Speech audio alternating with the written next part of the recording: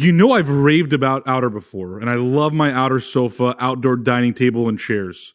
I've had them for over a year, and let me tell you, they've been through everything, from rainstorms to scorching sun, and still look brand new. That's because Outer makes outdoor furniture that's actually designed for the outdoors. From using incredibly durable and sustainable materials to developing innovative solutions like the Outer Shell cover, which protects my sofa and dining table against dust, debris, and dirt. No more soggy cushions or dusty tabletops. My Outer setup is always clean, dry, and ready to be enjoyed anytime I want. Head to liveouter.com/thefounderhour to see Outer's range of outdoor furniture, fire pits, and accessories. The Founder Hour listeners get an exclusive 10% off for a limited time. Terms and conditions apply. So elevate your outdoor space with Outer. That's liveouter.com/thefounderhour.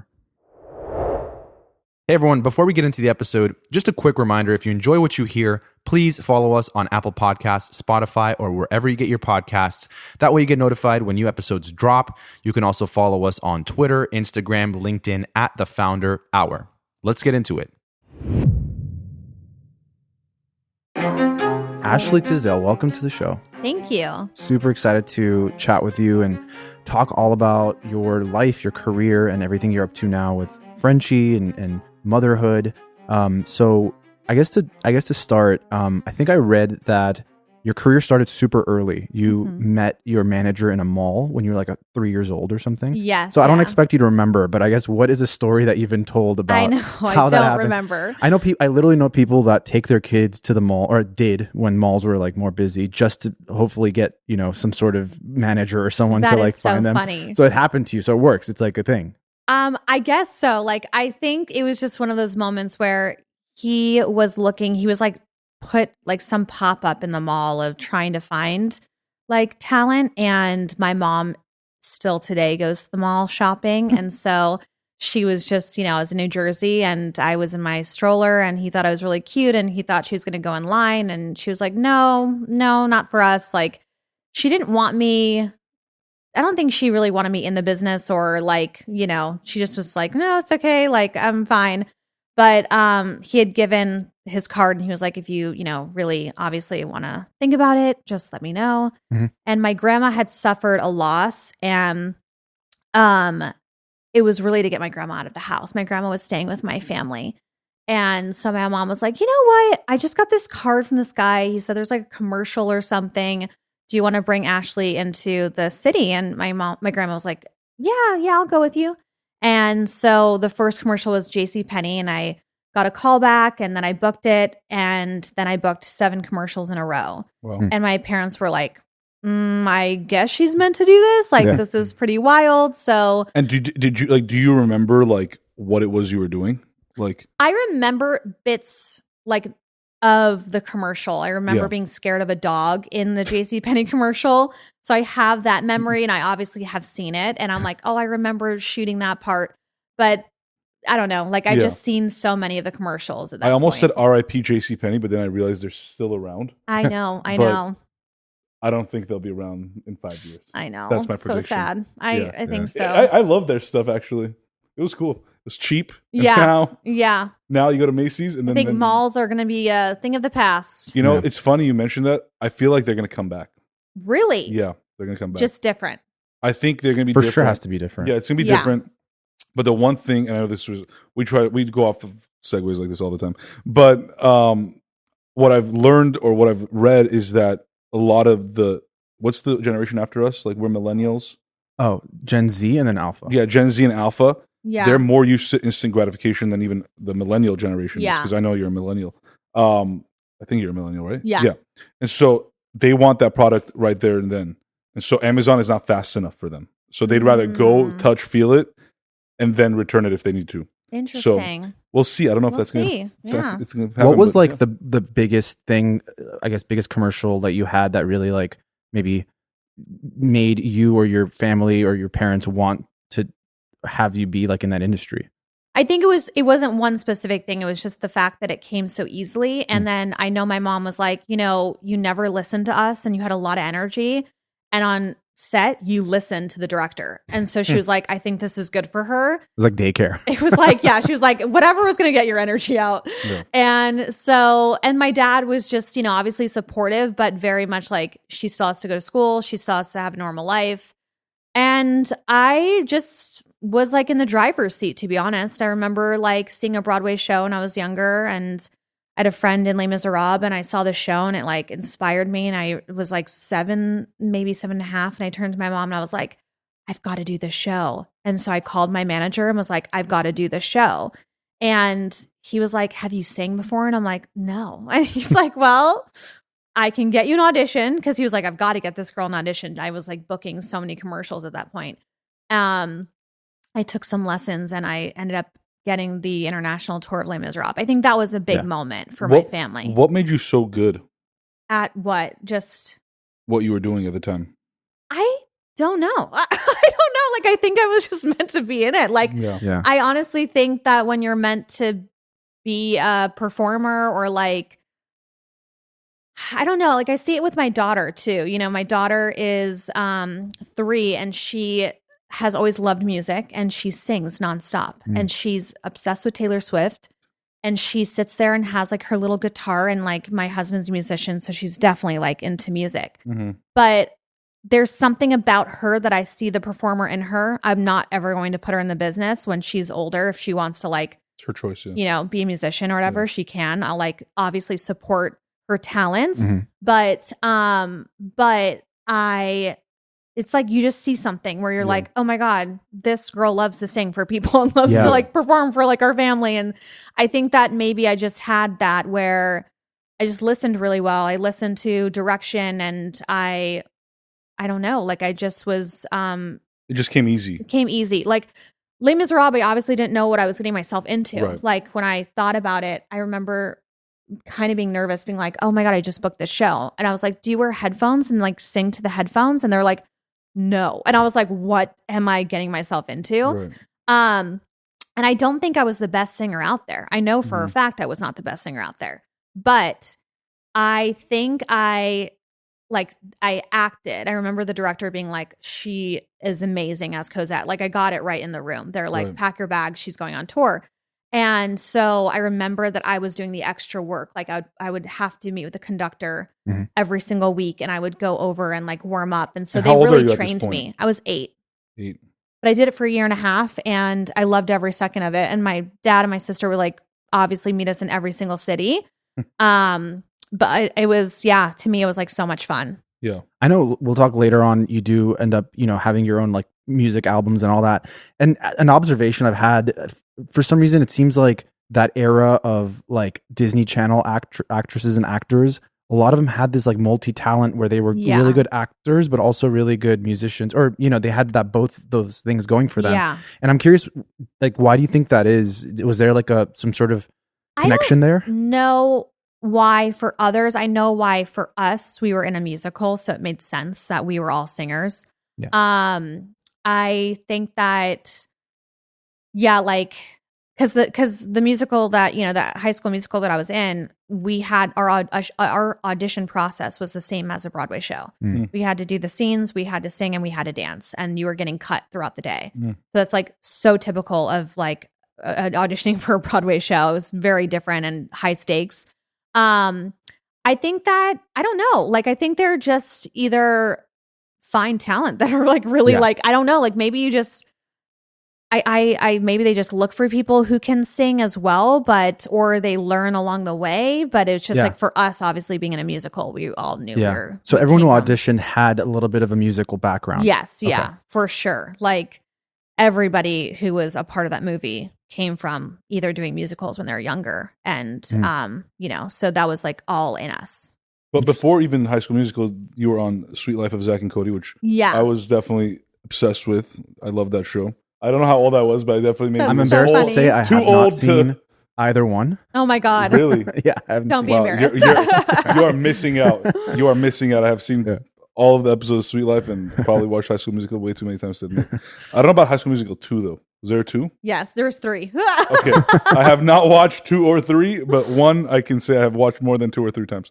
How old were you when Sweet Life of Zack and Cody started? I was 18. I You're looked already really thinking. young though. I was like 18, but Everybody looked looked 15. super young on that show. Yeah. Yeah. And what was that experience like? Just even going into it. I was excited. I mean, at first I was a little bit like, I had auditioned for Disney for years and never got the role. And I think I just kind of like got down and was just like, what am I doing? Like I was booking like TV shows, like pilots for networks. And like my first pilot I ever booked was for Chuck Lorre for Fox. And he's an amazing creator. And I love comedy, and it was all comedies. And I would book a pilot each season. So each year I was getting a pilot. It just wasn't getting picked up. And so that was bumming me out. And I hadn't auditioned for Disney for years because of how I was always like one of the last people, and I was never chosen to. It was always like I would be up against the Disney girl that was on a TV show and she would get it. And I was like, well, what am I doing here? And so when Sweet Life came around, I was just like, oh no, like, I don't think so. Like, it's Disney. And I did have like my own kind of like thoughts about being like typecasted as a Disney girl. And I was worried about that because even at that I age, was doing NBC and Fox. Even at that age, you had that like mindset of like, I did. Like, I always thought of my future. And I was just like, man, I don't want to get stuck. But at the same time, like, let's weigh out my options. I'm like, I keep doing pilots and they're not getting picked up. Like, you're one of 30 pilots each year. Not anymore. It's totally changed. But at that time, and with Disney, you're one of 2. So you have like a 50-50 shot. Pretty good. So I was like, you know what?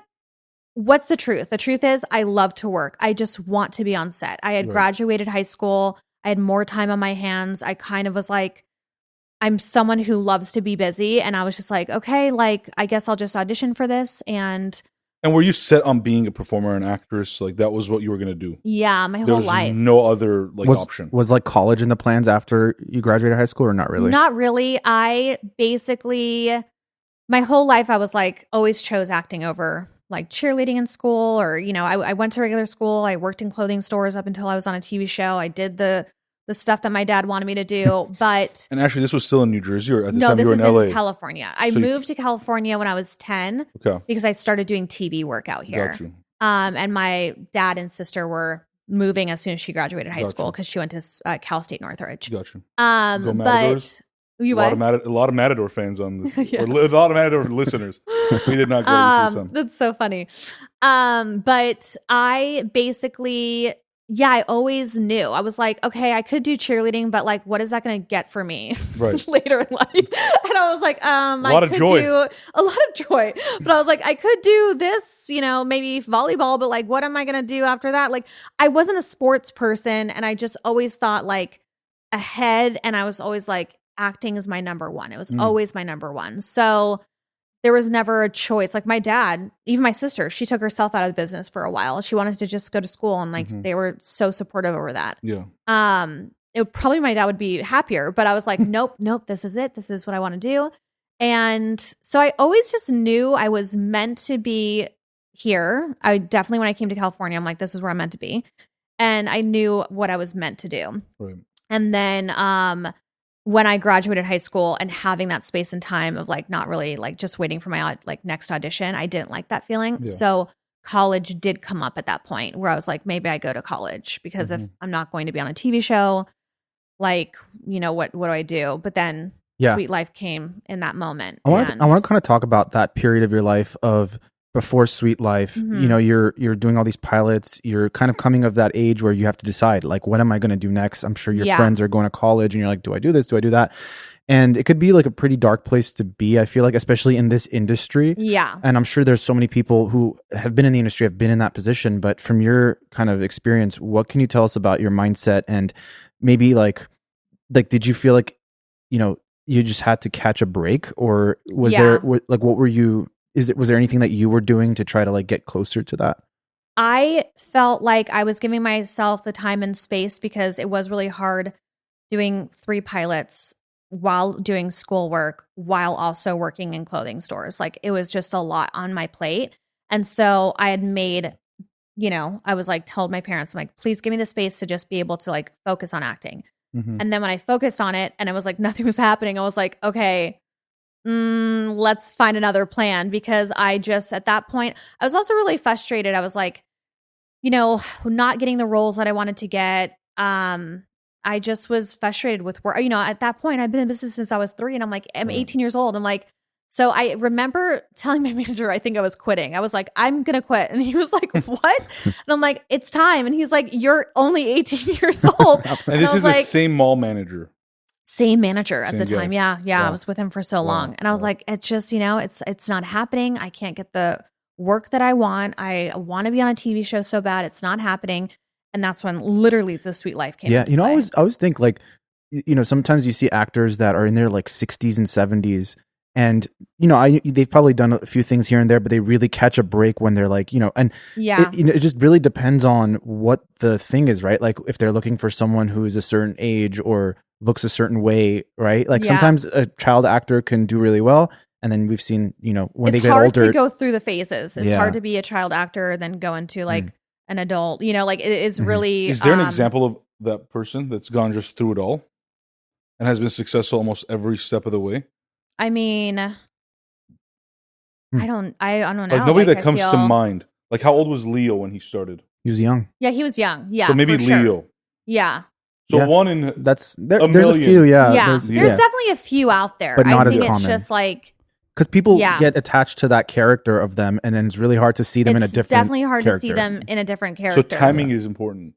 I think so. So you're I saying think Pat so, and I but have a also chance. I think it's really too like on your priorities. I think like a lot of people get lost with themselves and end up turning to some other things, and then it just like that kind of happens. So there's just a lot that. How can did you happen. avoid that? How did you avoid going down like maybe a darker path? I never have done a drug in my life, Yeah. so I think that's probably part of it. Mhm. I have never smoked or anything. I've literally, you know, drink alcohol, but like I'm not like a huge. I've always said that when I was younger. I like didn't even drink when I was younger. It's like I'll have wine here and there. Mhm. But I just was like, I think for me, I was a grandma from a very early age. I just worked a lot, and I have a really great family and support system. I think also there's a difference when you are like, there's a lot of pressure for kids that are suddenly like the people who are like making the money in the family. Yeah. And the family's living off them. And that's really, really hard. And I know a lot of people in my life, I've known friends that have been in that situation, and the dynamics change, the roles change. The father is no longer like the dad. And, you know, it's like, well, when your kid is paying for everything, it's like, you know, so I think because I was never in that situation, my dad has way too much pride, and he's really successful at what he does. Mhm. He was always like, it was his rules in the house, you know, like I wasn't like the rule maker. Yeah. And so I think that has a lot to do with it. Yeah. So for people maybe listening that, you know, want to or aspire to be in that industry, maybe they're younger and want to be an actress or actor or be in Hollywood, what can you tell us about something maybe that people don't know from your experience that It's you know, hard work. I yeah. think people, just like you say, with like shopping at this point, it's like instant gratification. And we live in a world of social media where it's like successful YouTubers and seems easy? TikTokers. Yeah. They, you know, like I love this Chick-fil-A girl that just is like famous on TikTok right now. And I'm like, she was just literally like serving Chick-fil-A. Literally. And like, how awesome is it that she, like, it's cool that we have this. But at the Yeah. same time, doing something like acting, you have to know it's just really hard. It's Yeah. hard work. Well, and I think also the con or the downside of the instant gratification is there's no long term Yeah. like whether it's loyalty from fans or long term money, right? Like it's a very in that moment. yeah. There's yet to be. David Dobrik is somebody that comes to mind, but I mean, there's a big fallout there too. But there hasn't been that many social media quote unquote influencers that have been able to stand the test of time and become like, oh, okay, this wasn't just a momentary type person. Yeah, well, right? you have to, I think, decide what you want it for. Are you Yeah. being an actor because of fame, or are you being an actor because you just like want to work? Right. Like for me, fame was never like that was what I was yearning Seeking. for. You know, like I've been on set since I was 3. I loved creating families on set. I loved working with people. I love working. It's just so much fun. And so for me, like the fact that I had fame, it was, it kind of like took me like, I was just like, whoa, this is a lot, and it's like I have anxiety. It's overwhelming. And obviously, you want to be successful because it gets you your next job in Right. some way. Yeah. But at the same time, like to me, being a working actor is just like what I love. You know, it's not about like, oh, I have to be the most successful thing in this thing. It's like, it's being long term, you know? And Would you say most actors are of the same kind of mindset, or I think so. Yeah. Yeah, I Yeah. think so. I think so? What happens? Like you're doing Sweet Life. Obviously, that show ends up becoming very successful. Does the fame, like you said, got to you? I guess in a sense, the anxiety and whatnot. But how much did that change your life? Just that show. Oh, I mean, the show didn't change. It obviously, like, it's funny because I always say this about Disney. It's like the first thing that you're known for, they know you as your character. The second thing, then they know you as that you're an actor because they're kids, you know? So, like, Sweet Life came out and people would recognize me in the mall and they'd be like, Maddie, you know? Yeah. But when High School Musical came out, that was like a whole different that was thing. And next that's when they level. were like, Ashley. And like, it was just a level of success. I mean, the whole thing was like, no one was prepared for it. No one Yeah. in the movie was prepared What was your name for on it. High School Musical? Sharpay. Sharpay. That's right. How could I forget? I mean, that was also Disney. Yeah. Yeah. And is this a concept that they had come up with, or who had come up with the concept of High School Musical? No, I mean, I think it was the producers and the creator.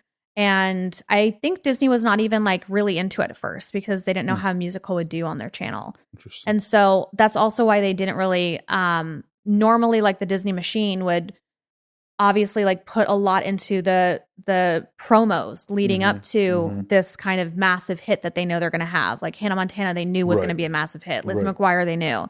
High School Musical, they didn't have any idea because it was just so different for them. They're like, well, I don't know if our kids like musicals and we've never done this before. And so we really didn't like have a lot for pre-promos. It wasn't until the snowball effect happened, which was High School Musical premiered. It premiered again the second night. It had even more followers and then, or the more audience. And then the third night, it was like, I think had crazy amounts of Right. people watching. And they were like, and so they were surprised and shocked. Like everyone was shocked. And then we were on like the Billboard charts. Like everybody's Yeah. like, what is Yeah. happening? Like it was something that no one expected, which I think is really blissful and beautiful. Totally. Because it wasn't like you're part of like Twilight where you knew this book It was wasn't amazing. manufactured. You know, it wasn't. Yeah, it Yeah. was literally because of the people watching us Right. that made us like who What we are. year was this? What did it Oh my God, release? you're asking me this. This is so long ago. Well, how I'm old like, were you around that time? What? How old were you around that time? I was 19 in the first movie. Okay. And then I Oh, was that's right. like, There was multiple. so it was like a yeah. year after Sweet Life essentially started. it was the summer. Yeah. Basically, I did Sweet Life the first season, and the hiatus, I did High School Musical. So call it early 2000s. That's what I'm aiming yes, for. let's So go. this is like pre-social media. Really? Yes, Like yes, like, definitely post pre-social MySpace, media. but like pre-Facebook, Twitter, all this stuff I think Facebook and MySpace were like coming out. coming out. Okay. Yeah. And like just the fame that it was able to achieve that quickly. I mean, just goes to show, like, to your point, Well, like everyone was glued to their TVs at the time. there was I mean, nothing else to do. Yeah. I mean, Well, like, it was that also or like sports. college parties we would hear, like Right. they would do like college screenings. Right. So it was definitely wild. And like, I am so grateful because I think, you know, like I said, it's just one of those things where everybody who watched it made it successful. And When you're, like, I don't know much about film and TV. I mean, maybe I know more than I think, but talk to us about the audition process. Did you audition for the role of Sharpay, or did you audition for another role, or how does I that did. work? I auditioned for Sweet Life. I auditioned for Maddie and London for both of Okay. them, and I was testing for both of them. And I think they like gave me a choice, like who did I want to do, and I was like, oh, definitely Maddie because she was down to earth. And London is now married to, I don't know, I can't remember her real name. Yes, yeah, But Macaulay, yeah, Culkin. yeah. And Is then, that Brenda's song? That's Yes, right, yeah. Brenda's Okay, song, yeah. yeah. Yeah. And then, yeah, High School Musical is just that character, and they Yeah. didn't even want me for it. Like I, you know, basically, wasn't in the audition process. I remember they were screen testing, so I was like, wait, I have always auditioned for movies, and the Disney chick gets Right. it. Why am I not even auditioning? And they're like, well, we really know who we want, and I was just like, you have got to get me an audition, and so they gave me they had me meet with Kenny Ortega. I sang the song Popular by Wicked and did the scenes, and they were screen testing, I think, the next day. And he was like, she has to be at the screen test. So I was really late in the game. Like everybody had like a package for 2 weeks and trying to, you know, like obviously Right. get ready. But I didn't. I had a night, and it was really hard. It was the song from Hairspray, "You Can't Stop the Beat." That was the screen test song that we were singing. And it's a pretty fast song. And I was just like, I remember saying to my mom, you know, I might not dance very well and I might not be the best singer, but I can act really well. And I'm going to act like the best singer and best dancer. And I think that's like what Sharpay was. Like Sharpay, I don't know if she was amazing at what she did, but she definitely thought she was. And that was like this confidence I embodied, I think, that day. Yeah. Did everyone have a lot of fun on set? Or was it like as soon as like you cut, everyone's like in their No. I mean, we're all kids like having the best time of our lives, you know? Like I think that's what made it so successful, was because you could see on screen we were having so much fun. Like we were all That's why I'm asking, because it's like on screen it seems like everyone's having the best time of their life. When you see these Disney that's literally Channel what it was in productions. real life. It's like we were having the best time. And in the second movie, we felt like we were in college because we like ditched our parents. We're like, you can't come to set with us. We're like, we are doing this on our own now. And we literally were in that Lava Springs and learned how to do our own laundry and stuff, and like living out our college years in some way. And then the third movie was the same. Like we all, like it was probably the best project to work on for sure. How involved were you at the time on the business side of your career? I've always been involved on the business side. Even like, as I'm saying, like 18, 19 years old. Well, I mean, what do you mean? Are you the one with reviewing contracts? Are you the one meeting with the agents? I don't know how it really works, but like, are you negotiating your contracts basically? I'm not negotiating them. No, So the no. I mean, I manager's had my doing it. manager, my agents, but like obviously, like you walk through everything together. Yeah. So yeah, I definitely was always involved in every aspect. Did you enjoy that part of it or not really? Not really, because it's like it can be hard sometimes. You know, like people are brutal. Yeah. I think I remember them negotiating the third movie, and I just felt like, what? Like, and I just was like, this is. Like, I don't know. I just remember being like, this is, I think it got so like kind of like tough with negotiations with everybody that I remember them saying something like, well, we don't need Sharpay in this movie. And I was like, but that's like part of the negotiation process. And I'm like, I take it personally. I'm like, that is so mean. You know, like that you could just say she got kicked out of how college. How could you do that to her? And I was just like, but you learn to toughen up. You learn it's just a part of the process. It's not like real, and they would never do that. But it was just like, you kind of have to have a thick skin for that part of it. That's why you let other people deal with it. Sure, yeah, for sure. So you're writing the success of these movies. At some point, did you feel like you wanted to get out of that kind of world of like Disney, and how did you get out of it? I didn't feel like I needed to run away from it. That's for sure. Like I think maybe some people felt like they needed to do that, but but more so like having more mature roles and not. Yeah, I was just like, okay, what's my next project? And you know, I think that it was definitely tough as the years went on because I kind of like, I don't know, like I try to figure out like, why can't people see me past Sharpay sometimes? And I think about like Sarah Jessica Parker and Carrie. Like you just love her in that role and you love that show. Yeah. So it's hard sometimes. And I think that might have been like Sharpay was such a big character, like larger than life character. Yeah. I mean, she up until a couple years ago was still being talked about as the victim of the movie. Like people were still talking about her. So I think it's just like, you know, with every project I got, it was me fighting for it. Like it was never easier for me to get a job. It was always like, prove to us that you're not Sharpay, and like, you know. Yeah. And so, I think, but what do you do at that point? you're up for the challenge. You just do it. You know, I was like, okay, whatever I got to do to convince everybody that's a character and not me. Right. So I just basically would, you know, obviously like probably people in my position would have said, no, they have to like either hire me or not. But I was like, let's get down and dirty. Let's just screen test. Call back. Like I was never one to shy away from the challenge. Yeah. Did you ever experiment with like method acting? I did when I was younger. I went to a method acting class, but I wasn't like a method actor. Yeah. However, I'm sure people like, I don't know, you guys, the thing about method acting, it became such like a big thing talked about a couple years ago. Yeah. But it's like, there's so many different versions of acting. And when you're younger and you're taking so many different classes, like it all kind of like whatever it takes for Just you to get acting. into a role, just do it. You know, like I have no judgment on whoever needs to figure out how to get into the role to where we believe them and you're forgetting that you're watching a movie, you know? Yeah. What's your process of, and I know I'm sure it's different for every film or TV show, but what's your process of getting into character on a daily basis? I mean, you wake up as, you know, Ashley Tisdale, and then you have to go into this non-Ashley Tisdale thing. I love that we're talking about acting. I'm like, I haven't acted in 3 years. Yeah. I'm like, we'll trust me, we'll connect the dots.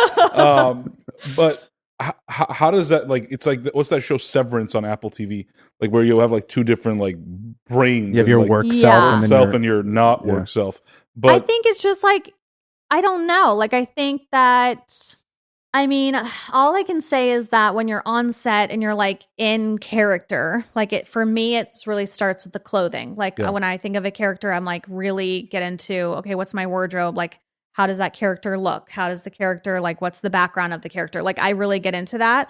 But I also do a lot of comedies, which is like, it's not like, doesn't take, it's not like a dramatic as role, character you know, heavy. it's like, Yeah. it's less, it's like more just kind of finding the character and then having fun and, you know, making people laugh. I mean, it's not easy comedy. It's definitely hard. But I think that when you just know it, you just like, it just, I don't know, it just happens. It's Right. just like, I don't know what that process is. It's just when I'm in front of somebody, I'm actually more comfortable as a character versus myself in an Right. audition. That's the difference. It's when you're more comfortable as yourself that you might not be like a great actor. Maybe, I don't know. right. I think that's Yeah. what it is. Like, I'm not comfortable being on screen if I'm not a character. It's almost like you're wearing like a mask and you can like do whatever you want and be whoever you want to be Yeah. in that character. And it's creative and it's fun. And it's creative, yeah. And you're like almost like maybe even building that character as you go. Like it's not like this fully built out character. It's not. And it's always like, you know, you're always finding the character as you go along for sure. Yeah. So at some point you did music and released a couple albums. What was that experience like? Did you really enjoy almost being like in a sort of in this, you know, adjacent industry but different industry? Yeah, I mean, when I was younger, had to make the decision whether I wanted to pursue music with the Broadway stuff that I was doing or go into acting and movies and TV. And I made the decision to do movies and TV. So to be able to do a musical where it's like a movie, obviously, and you're singing, obviously that experience gave me the opportunity of doing music, which I always have loved. I loved it. I was like, I think the first person to step out of, like, I didn't do the Disney records. I did Warner Brothers records because I really wanted to be taken seriously. Not that people on Disney were not taken seriously, but it was just, I wanted to just, I guess, do stuff differently. I've always been someone who likes to do different things. And I felt like they would be less, they'd give me more freedom creatively. Yeah. Which they did. And I loved it. I thought it was so great. I thought, you know, we did like a huge tour where we were celebrating what everybody was doing in High School Musical. So we all got to perform our music and, you know, do stadium shows. And that was like amazing. But yeah, I was like a pop star. I remember like getting like the #1 music video on TRL. And I was like, what? TRL, like, wow, so good times. crazy. Carson I know. Daly. It's like so cool. And so like you felt like at Disney Records, they would tell you like, okay, you can't dress like this, or you have to be like this, or you can't say this curse word. There's definitely limitations. Yeah. And I was older, you know, like I was the oldest on the channel, like just so everybody knows. At 22? I mean, yes, because everyone was like 15 and 14. And so I remember the president of Disney Channel being like, when Sweet Life came out, he's like, you know, you're the oldest on the channel. And I was like, interesting. And I thought literally that was it. Like that was going to be my job and I was not going to book anything else and for Disney because they were like, well, she's 19, you know, like she's pretty old. Try saying that now, president of Disney Channel. I know, right? For real. So yeah, I think it was just like at that time I was like in my 20s. So I wanted to like experience like, you know, my sexuality and like obviously be able to have the freedom to sing certain lyrics and stuff. And so yeah, I definitely had so much fun doing it. So what happened? Did you like just stop at some point, or I did the album Headstrong. I did Guilty Pleasure. I took a year off of acting, focused only on the record. I felt like the label at that point, I think there was two things. I think I was missing acting, like as I took off a year. And B, I felt that it's hard when you have such an amazing experience. You're like, where do I go from there? Like when you are performing at Staples Center and then you're in South America performing for 80,000 people a night, where do you go from there? Like, it's like, okay, I could keep doing that and try to do that personally, but is that really what I want to do the rest of my life? It's tough, you know, like touring for me was it's a part of it. And it was hard. Like I'm used to being in obviously a location for 3 months or 4 months doing a movie, you know. Right. I'm not used to okay, now let's get onto the tour bus and leave the next day for the next city. It's like, it was just a lot. And I don't know if I truly was wanting that for my life. Like the lifestyle. Yeah. I was just like, okay, this is a part of it. So you either have to like be in love with this or I was like, I really miss being on like a TV show where you're like, I was in Vancouver for like 8 months. Like I was like, this is my vibe. This is my vibe of like living, you know? You know, I'm curious. We had interviewed, one of our first interviews actually was with Khalees. I think it was episode number 9, if I'm not mistaken, or somewhere around there. And she was obviously a singer turned chef, very different. And one of the things that she said was that when she was musician singer, that she would do it for herself. Like it was really more selfish. Like I just write the lyrics. It's all for me, but obviously release it to the world. But when she cooks, that it's for other people, and she's trying to help please other people. Yeah. How would you define your singing or your music and acting career? Was it something that you did for yourself, or was it something you wanted to put out? Like, how would you define like kind of the reason why, the purpose? The purpose for me was entertaining people, because I remember like when 9/11 happened, I was like, I just remember watching TV and seeing it all over each network, and you couldn't get away from it. And it was just depressing and sad. And it was just like, oh my God, like the only thing that was not playing those, like, you know, just the news is Disney Channel. And I was like, oh my God, this takes you out of something that you're going through. And I remember the reason why I love to do comedy is to make people laugh, is to just take them out of what they are going through in their life and have a good time for like, you know, 30 minutes. And, you know, just, I think what Friends does for all of us still today is makes us feel like comforted. And I think that is really what has always been the driver for me. Music, obviously I still would entertain. I think I just felt, I don't know, like with comedy, like I've always chosen comedy. Like I could do drama. I know I can do drama, but I always chose comedy because I was like, I want to make people laugh. I want to make people feel good. Yeah. And I want them to like forget whatever serious is going on in their life. Yeah. So the music lifestyle, you decide, this is not for me. I like music. I like making music. It's like, I love making music. Yeah. I love writing music. I love recording music. I love singing, but it was just like the touring aspect was difficult. Which you almost, at the time especially, and it seems like even more so today, like have to do to like make it what it should be. Make money. For sure. Make money. Yeah. Like, I mean, it's a part of the whole process, you know? Right. So it's like, it is something that it's like they're saying Justin Timberlake's new tour is going to be like the biggest one he's ever had. Oh, wow. Yeah. So it's like, not going to be bigger than Taylor's. Not, well, I don't, that's a tough one. No one's going to be bigger than Taylor's. No one's going to I'm not sure that. Except for Beyonce, maybe. Maybe Beyonce. Maybe Beyonce. So the lifestyle, you decide this is not what I want.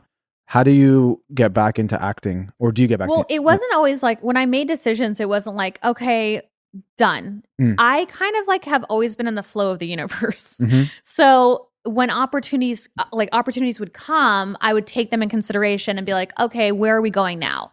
I've always been that. It's always been like the flow. And you still had the manager for the acting. I still had the manager, and I was just like, you know, I think the like Hellcat show for CW had come up, and I was just like, interesting, that could be cool. And so it's like, it's always been like, whatever's meant to be, I go with. Right. And it's not like I make a hard, like, I'm not doing this, now let me see what happens. Right. Like, I just have, I think I've just always been like very intuitive, I guess. And so Hellcats came up, and I was just like, this looks really fun. I love the project. I love the character.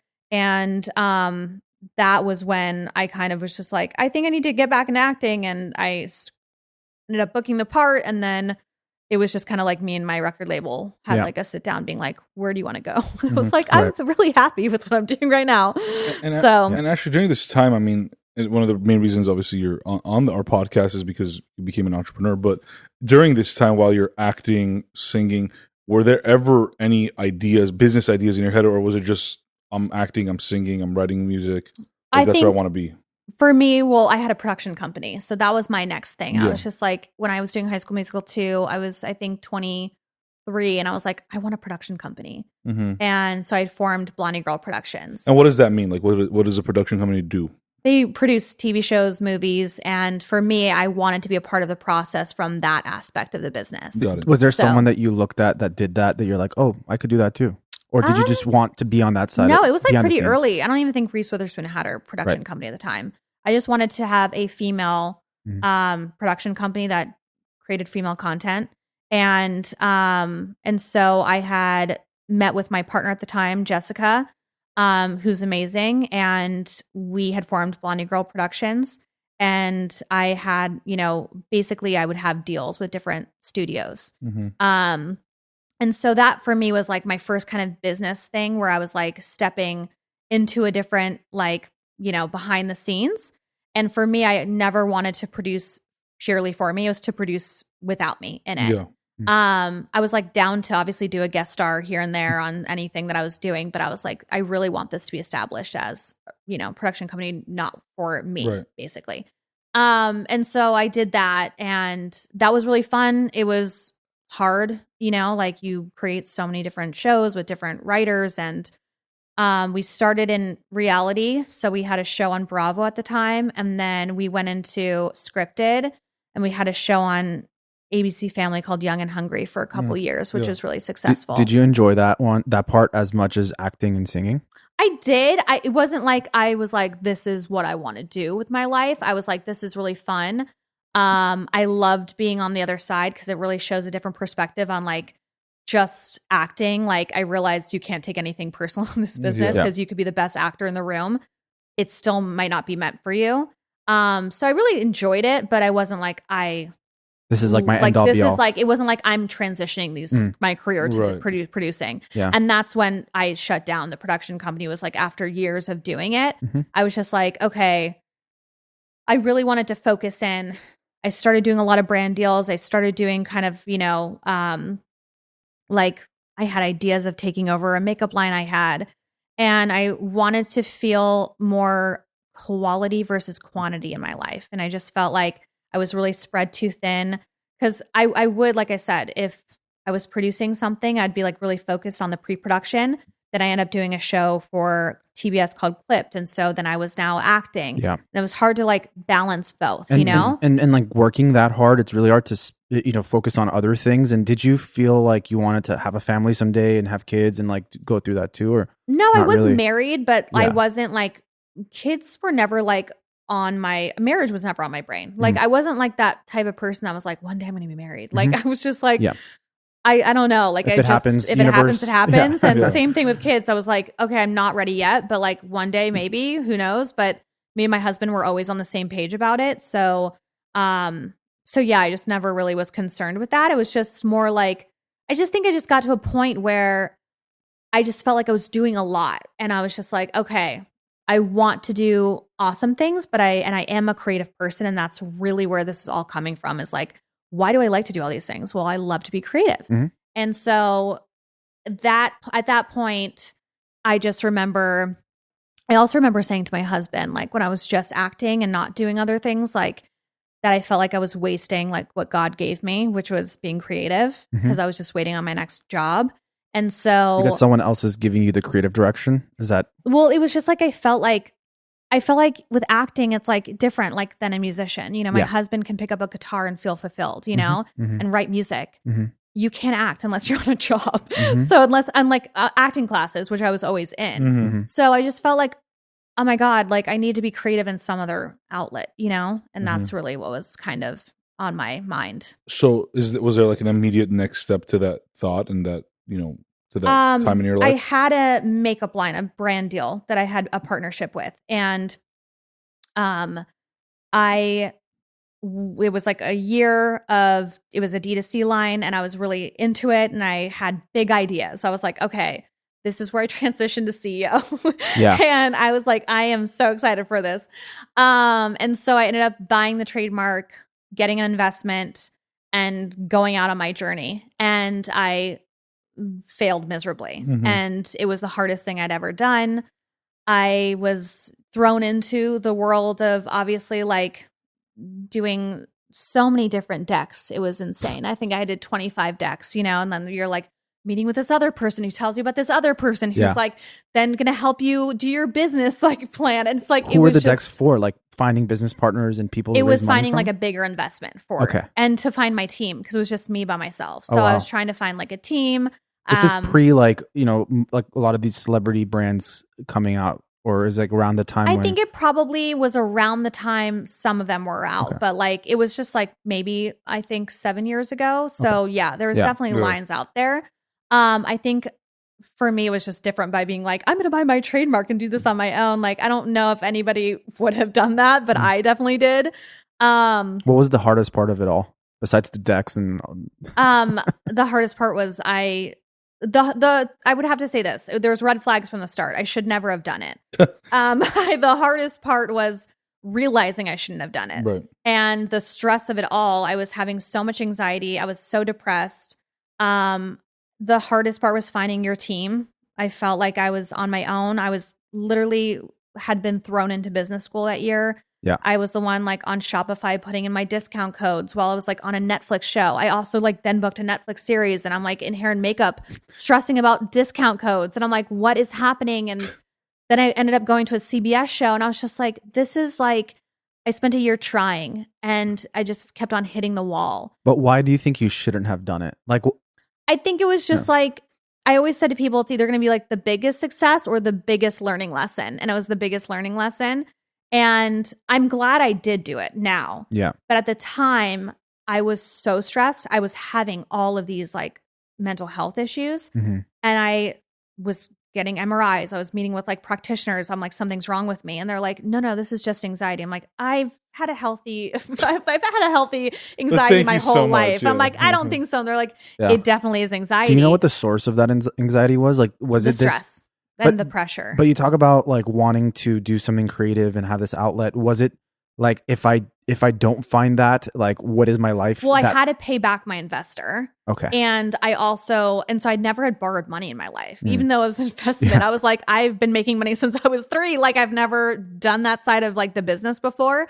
So that had a lot of pressure to it. But it was also like, this is the first time I'm doing something. What if I fail? You know, like that type of like just doing something different from something I've always known, which is acting. So yeah, it was just like a bunch of those feelings being like, oh my gosh, like what do I do? And I finally got to the point where I was like, it's time to shut this down. And I remember posting and being like, it is what it is. Like I was having insomnia, you guys. I was up in the middle of the night Googling what celebrities have failed. And I was like, it was weighing on me. Which club am I joining tomorrow? I was literally like, what celebrities have failed at something? I'm sure there are many. Probably a lot more than let have me tell succeeded. you, my results, there were definitely a lot. Okay. So and let me tell you, there are always failures with everything. It's what I learned. But yeah, it was kind of like an amazing and horrible experience at the same time. But it led me to, because I was having such really bad mental health stuff, I had met with all of these different people. And I had done, at that point, I was like, I've got to face I have like some sort of anxiety and depression. And so I had done a book called Attacking Anxiety and Depression by Lucinda Bassett and gotten through all of those things. And so I felt really good. And I also was writing an album called Symptoms. I went back to music just to try it because I was like, maybe I can like write about the stuff I'm going through, which was just really therapeutic for me. And at the time I had lost someone to depression. There was someone else that had passed away to depression. And I was like, no one's talking about this stuff. And like, I think it's scary, but I should probably talk about it. And so I had come out and talked about like how obviously I suffered from it. Like on social media. On social media. And I had released my album Symptoms, which was each song is about a symptom I experienced. And because I just felt like to me, I was like, okay, if I could just make one person feel less alone at home, that's all that matters. And we have to start talking about this because everyone was down to be like, I suffer from anxiety, but like, no one wants to say I suffer from depression, but they go hand in hand, to be honest. Sometimes I feel like hard to pinpoint what it is. Like, is it depression? Is it anxiety? Like, because there's like, there's like deep depression. There's like, I think like stages of it too. You could have Definitely different mild stages, depression, yeah. or you could have deep like clinical depression. Like, Yeah. so I don't know. Like, did you There actually get different- diagnosed with anything, or it was just like you were just you I felt was it in yourself? for sure diagnosed with anxiety. Yeah. And I definitely, what I learned through that book was that anxiety and depression go hand in hand. You can't have one and not the other. So I tend to see if I'm just someone who, like, when I was depressed, I'm not like someone who like lays in bed. Like, I'm someone who just like powers through, and then realize my anxiety is actually really high in those moments is when I'm feeling that way. So, yeah, I think that I've never been put on medication or anything. Yeah. But it's just because I've done the work. Like, I'm always down to do the work. And I love reading books, and those are super helpful besides therapy. But yeah, I think that for me, it was just something I really wanted to share with people and share my experience. And it was at the time no one was talking about it. Yeah, and I feel like those things can be like episodic too. Like, it comes and goes, and not to like distract yourself, but there are things that you can do to like just get your mind off of it, and maybe just kind of go back to a normal state. And then it comes and goes. But like for you, besides reading, like were there other things that you did in those moments that helped?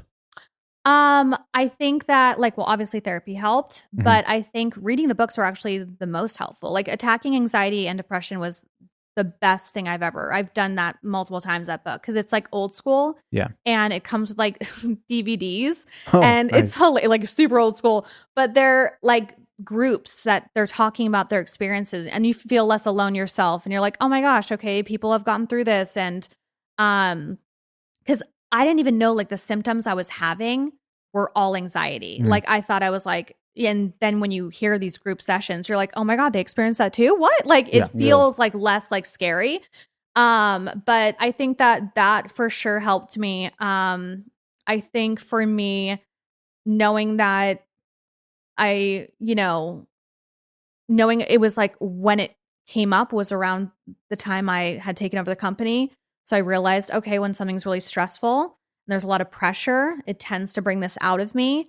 And so that was like a part of it. That's when I was like, okay, I need to shut this down because it's just like not worth that much anymore. It's almost like you're reverse engineering the feeling of like, what is the source of like, what is the initial source of this? Let me get to that and then figure out how to deal with it. Exactly. And I think it was just, obviously it's hard to acknowledge that I suffered from depression. It's like something that's like very dark and there's like stigma around it. But I think that when I was learning about myself, I was like, wow, what a beautiful thing. Like, I'm not so surface. It's like, who wants to be surface level? Like, those things are, I think, what make you beautiful and what make you you. And I think we're all human. And so I had really gotten to know myself for the first time. And I always encourage people whenever they reach out to me, like friends, and being like, how do you get over this? And what do I do? I'm always like, do the work. People think there's going to be a fast fix and I'm like, well, how long have you suffered from anxiety? Usually a long time. So it's going to take a while to like get through it. But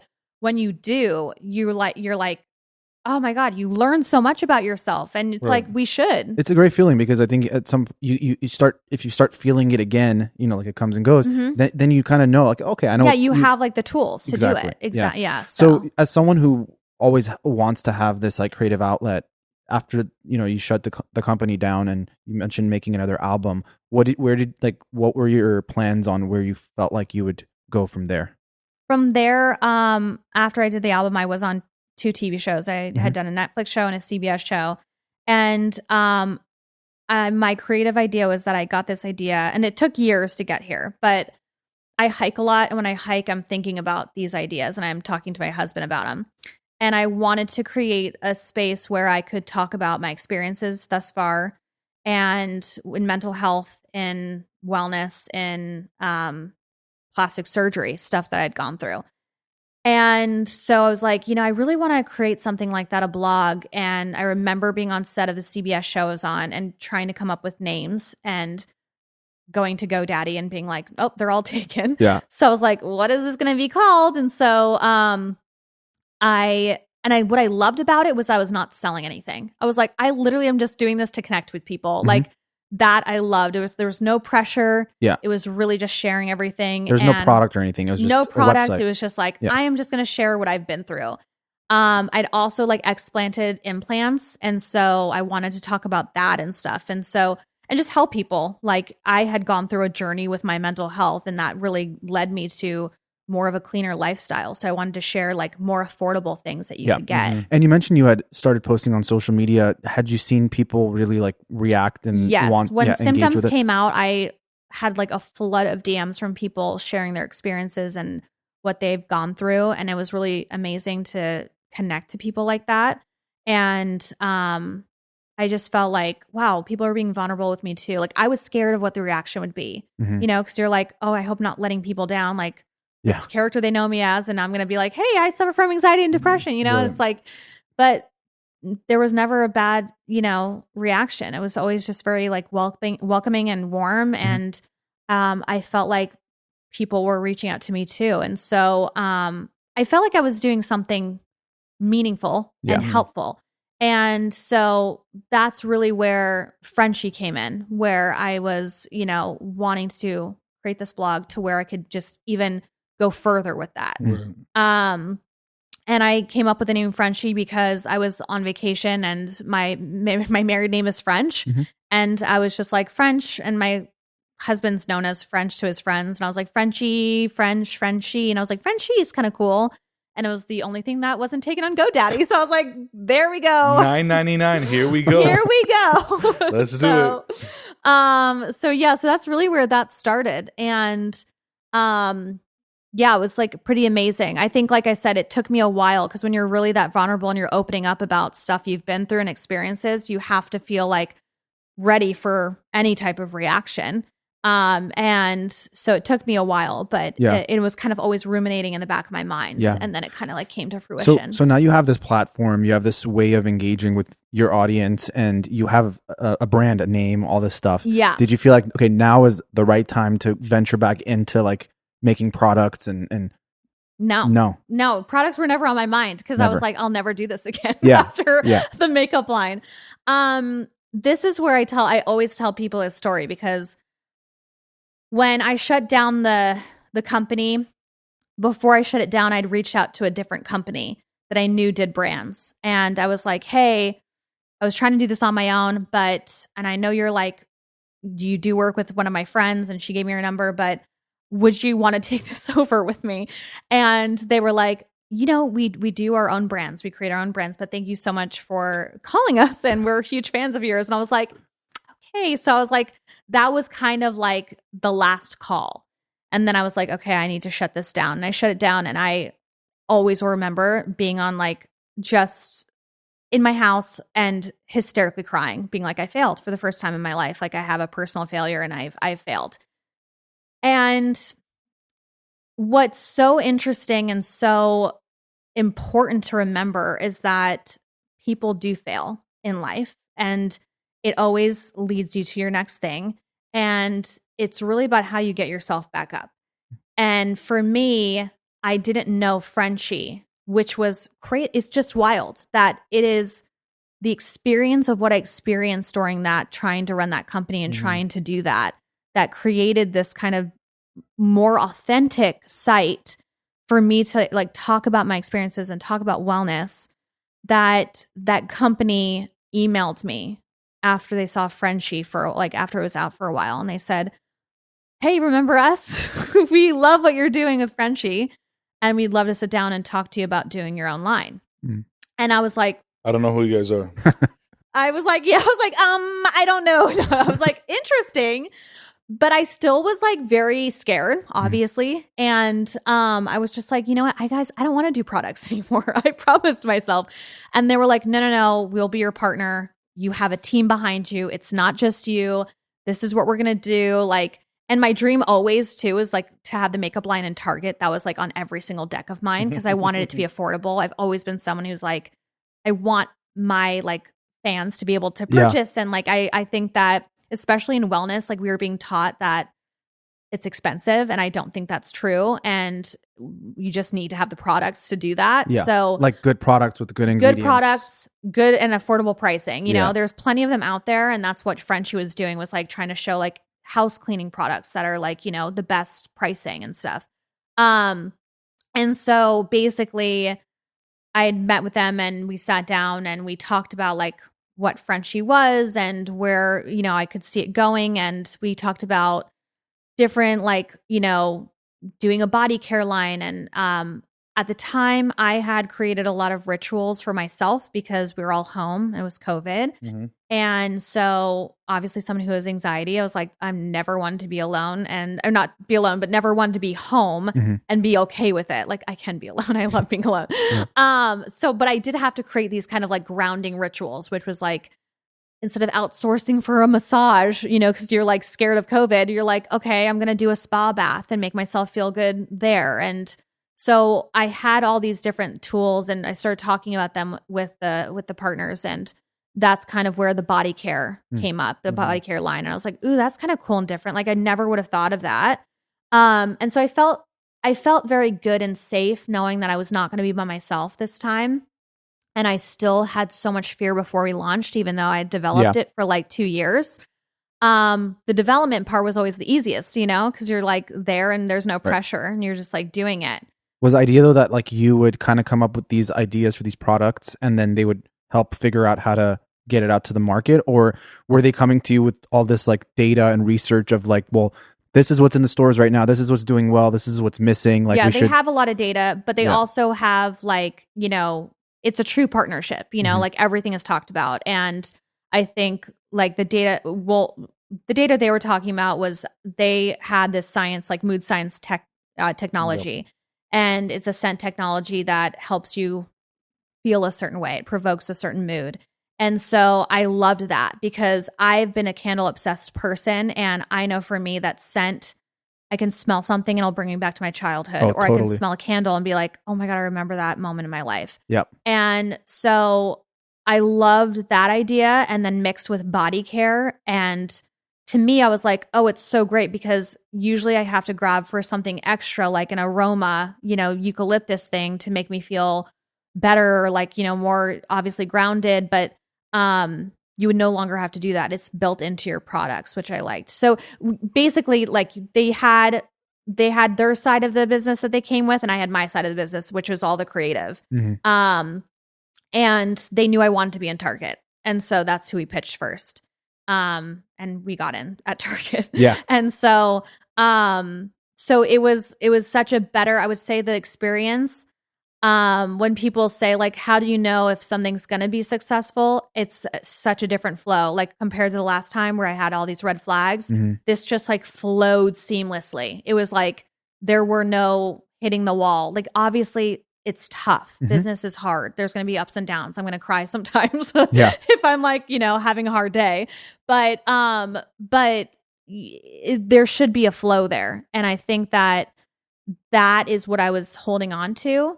And I remember before we launched, I had a breakdown and I was like not sleeping. And I turned to my husband. I said, I don't know why I decided to do this. I'm not good at this side of the business. Like, what am I thinking, you know? And he was like, well, why do you feel that way? And I'm like, because like, you could tell it was like so much fear coming up before this launch. And he was just like, well, like, let's just talk about it. And I think I just had this moment where I realized for years I was like on a treadmill trying to really make a name for myself outside of High School Musical. I always wanted like, oh, is this the project that's going to change people? And when they come up to me, they don't just say, I love High School Musical. Is this going to be this project? Is this going to be this TV show? Is this going to be this TV show? And I realized that in that moment, I was like, wait, I think the fear is like, yeah, it's like, I feel like I'm trying to recreate something that would never be recreated. And I was like, realized that. And I was like, oh my God, why would I even try to recreate the success of High School Musical? Why would I even want to? And I have an amazing life and I had just had a baby and I was like, this is so great. Like, I'm okay. I'm okay if people never come up to me and say something else besides High School Musical. Like, I am okay. And I think it was like letting go in that moment that changed everything for me because I finally let go. I finally wasn't trying so hard. And I remember going to Target and like I get emotional, but I remember going to Target and seeing the line and I was like, I did it. Yeah. You know, like it's. You saw a line of people? No, I saw the line of Being Frenshe. Not people at all. I just saw the products. I was just like, I did it. The like people did not matter. The people didn't matter. Yeah. I was just like, oh my God. Here I thought I could do this like makeup line and get into Target and like completely fail and think I would never have that moment again or opportunity again. So to me, seeing the line fully there in Target, I was like, I fucking did it. Yeah. Like I did Made it. it real. Like, and it's it here. didn't matter if people bought it to me. Like I was like, I don't care what it does. Like this is a success. The fact that I failed and got up and did it again, this is already successful to me. Yeah. Everything else is a cherry on top. Everything else is a cherry on top. And it's been the most successful thing I've ever done personally. And like it has changed. Who would have thought that I now have people that come up to me, like if I'm hiking or like at a coffee shop and they're like, oh my God, I love your soothing body serum stick. Or, oh my God, I just bought Being Frenshe. And I was like, holy shit, like this changed. Who would have thought that this would be that? Once you let go and ended up doing that without you having to forcefully do it. Yeah. It just happened that way. It just happened that way. And it's just like, so even when we think we're like, this is going to change people's opinion, like I would never have thought like a body care line would change people's opinion and like, or just change what they think of and like see me. And like, it is, I have my daughter's teacher being like, oh my God, can I please get some more Being Frenshe? It's like wild. It's like, for an A. Yeah, I'm like, okay, for sure. Trade you. She's in preschool. So it's like, give her more stickers. Yes. But it's just like a really cool thing to just be like, dang, like, that's why you can never give up. You can't, because if you do, you'll never get to where you're meant to go. Yeah. And that's what I always try to tell people is like, you just can't give up. And some of the biggest, most successful people have had many failures, many. So, like you said, learning experience, and it's like one step closer to getting to that place. And so what is like the long-term vision? Like, do you want to continue just like adding different product lines and whatever you feel like is what you want to put out there? And I mean, like obviously right now we're developing new forms, and so we'll have new forms coming out. We also are developing new scents. We just launched Palo Santo, which was our first scent since we launched the line. So now we have 6 mood boosting scents. And then my idea is to obviously expand into different categories. I can't share much, but there's definitely opportunities there. So, I mean, for me, I always try to take it day by day with like running this company.